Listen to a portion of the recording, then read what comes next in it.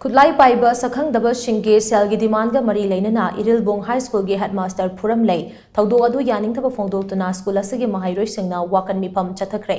थौदो अदु ngase ayok pung 8:45 ताबदुवाइदा इरिलबोंग police न कोनपा बामोन कंपू मखा लेकाय द लेबा इरिलबोंग हाई स्कूल दा थोखिबने सखंगदबा सिंगना फुरम लेबा हेडमास्टर अदो बामोन कंपू मयाय लेकाय दगी मसागे चही हुंपुरोम सुरबा नोंथोंबम नीलकमल कौवी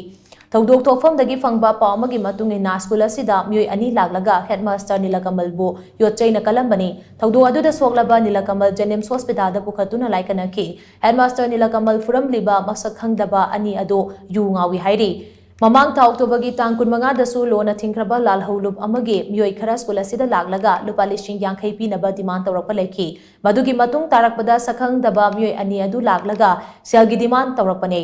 मधुदा हेडमास्टर अदुना लुपा लिसिंग कुलहुमदोय पीनबा हिजबदा यादबदगी पुरंबनी हाइरी नाकल अमरोमदा थौदोक अदु यानिंगदबा फोंदोक पोइना इरिलबोंग हाई स्कूल की ओजा माहिरोय अमदे बामोन कंपूगी मियामना यानिंगदबा फोंदोक्तना वाकन मिफम चथखी वाकन मिफम मधुदा सरु याखिबी स्कूल असिगी ओजा अमना फोंदोरकपदा थौदोक असि अदुकी मतेग नुंगाइते माहिरोय सिंगी ममांगदा ओजा फुरंबा असिना माहिरोय सिंगदा अकितु जुंबगी अचौबा ममी अमा ताकिबा अदु लाइबक थिबनी हाइबना चिंगबु वाफम सिंग फोंदोरकी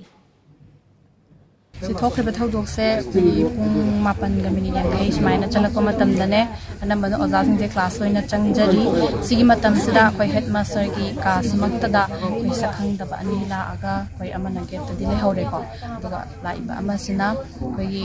स्कूल सिमक्तदा लेबा कोइ कनो तौरगा आयरन रॉड अम सिजनरगा को हेडमास्टर सिदा कोइ अटेक तौरमबने अदुगा सिगी थौदोकसे कोइ